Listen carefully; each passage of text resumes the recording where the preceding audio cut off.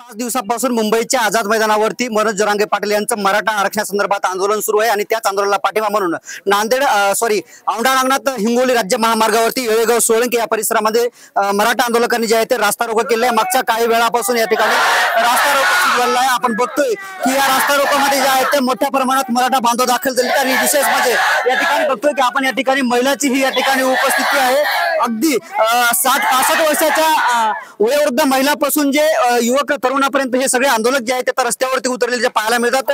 आपल्यासोबत आजी आहेत, आजी झेंडा घेऊन उतरलात। आजी झेंडा घेऊन बसलात, काय मागणी आहे? मागते हातात द्या की मॅम। हो, काय नाही माहित नाही, बोला। अहो आमचा वाघ तिथं झोपलाय, त्याची माग माय घरी आहे। आम्ही काय करायचं लेकरा बाळाने सांगा आता तुम्ही, काय सरकार करायला काय? वाघ तिथं उपाशी झोपल्या, मायला घरी अन्न जातंय का? तुम्ही विचार करा सरकारनं। मग आता याचं काय करायचं? या सरकारनं निर्णय लाव। नाही मग आता रस्ता बंद केला, रस्ता बंद करून भेटणार आहे का आरक्षण? भेटणार कसं ना, आम्ही इथून उठणारच नाही। जो होईल ते होईल, जोपर्यंत ते अन्न खात नाही तोपर्यंत त्याच्या इकडल्या माया बहिणी खाणार नाही। महालक्ष्मीचा सण आहे, काही मराठा बांधव मुंबईमध्ये अडकलेले आहेत। तुम्ही महालक्ष्मीचा सण साजरा केला का? आम्ही केला, कोण मायाने नाही केला। पोरी सोरीला करायला लावला। खोटं बोलायचं नाही सरकारच्या पुढे, त्याला खोटं बोला। मराठ्याला मात्र मराठी खोटा बोलतच नाही, मराठी खोटा बोलणारच नाही। सकाळपासून 11 वाजल्यापासून या ठिकाणी बसले आहेत, अनेक आंदोलक या ठिकाणी आहेत। काय मागणी घेऊन बसले? आज येळेगाव सोळंके इथे रास्ता रोको करण्यात आलेला आहे। आमचे संघर्ष योद्धा मनोज दादा जरांगे पाटील हे मागच्या 29 तारखेपासून आझाद मैदान इथे उपोषणाला बसलेले आहेत। देवेंद्र फडणवीस म्हणतात की सणासुदीच्या दिवसामध्ये तुम्हाला 4 दिवस पुढे ढकलता येत नव्हतं का?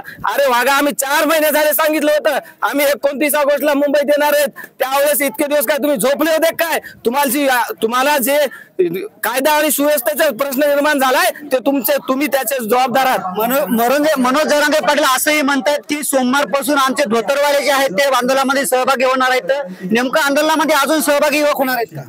दादा तुम्हाला सांगतो, मुंबईमध्ये तर आमचे धोतरवाले तर जातील, पण जे इथं आमच्या गाव पातळीवर जे मराठा उभा आहे, आम्ही आज हे रास्ता रोको फक्त 1-2 घंट्यासाठी रास्ता रोको केलेला आहे। आमच्या जर मागण्या पूर्ण नाही झाल्या तर आम्ही आमच्या गाई म्हशी बैल घेऊन कलेक्टर ऑफिसला ठाण मांडू, पण आरक्षण घेतल्याशिवाय मागे ठरणार नाही।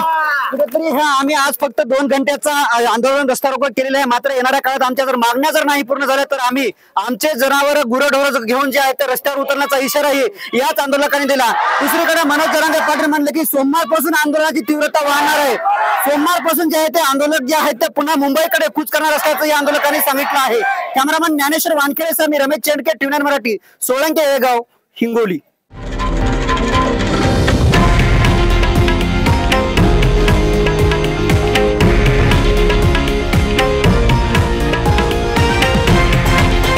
हे आहे देशातील नंबर 1 न्यूज नेटवर्क आणि आपण पाहत आहात TV9 मराठी, एकमेव।